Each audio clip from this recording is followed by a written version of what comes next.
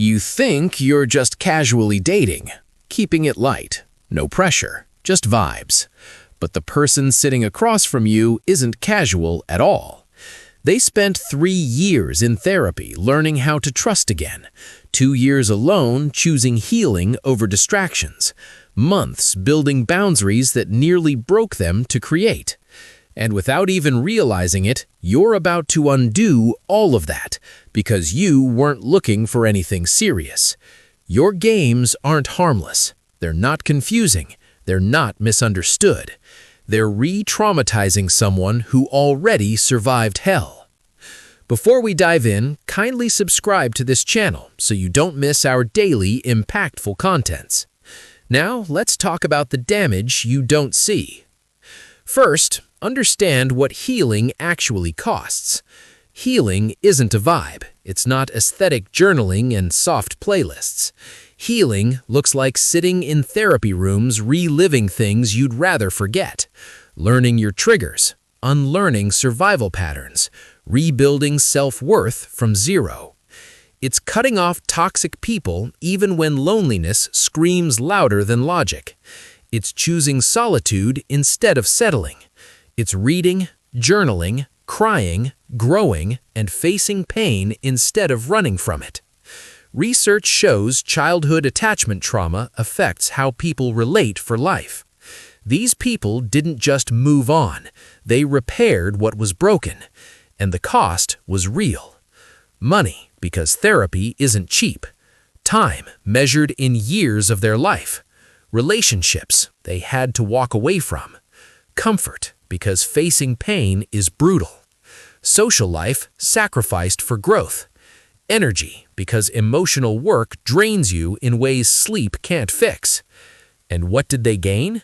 Self-awareness, healthy boundaries, clear standards, emotional regulation, trust in their own judgment, readiness for real partnership. And here's what nobody talks about. After betrayal, trying again is brave.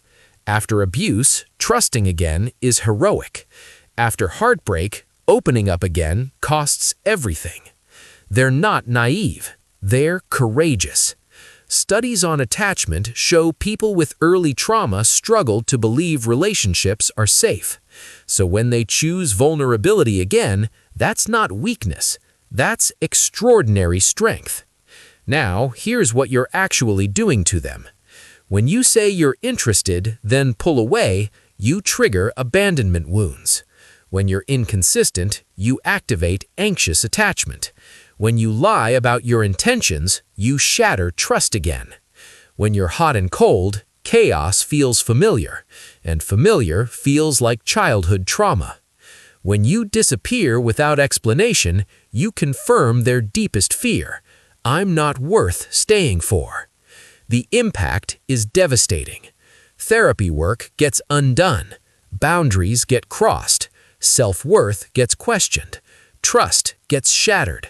Progress gets erased. Research shows that when early attachment wounds are reactivated in adult relationships, the emotional flooding feels exactly like it did in childhood.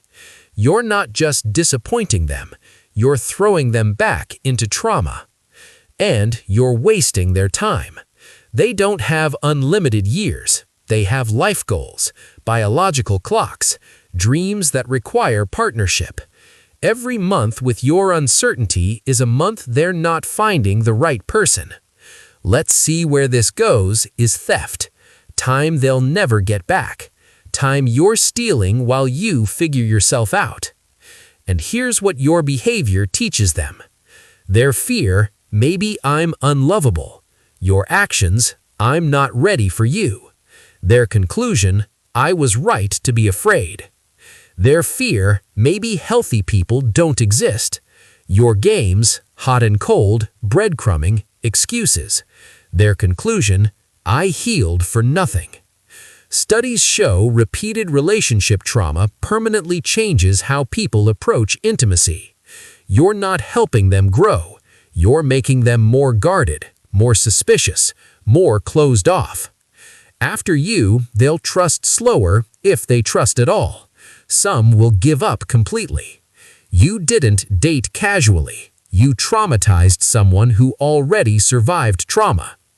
Why does this keep happening? Because emotionally unavailable people target healed people. Reason 1, healed people feel safe. They communicate clearly. They don't create drama. They respect boundaries. Perfect for someone who wants companionship without responsibility. Reason 2, healed people are high quality, self-aware, emotionally stable, rare. Emotionally unavailable people want them, but can't match them, so they take what they can and give nothing real back. Reason 3, healed people give second chances. They believe in growth because they grew. They see potential because they actualized theirs. Research shows people with anxious attachment tolerate poor treatment longer, hoping it'll change. Reason 4, society normalizes this.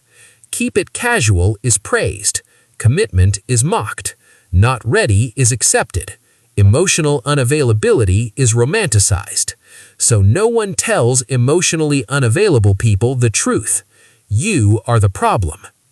What should happen instead? If you're emotionally unavailable, be honest from day one. Say, I'm not in a place to offer what you deserve. Date people equally unavailable. Do your own healing work. Take responsibility for your capacity. Don't lead people on. Don't say, let's see where this goes for months.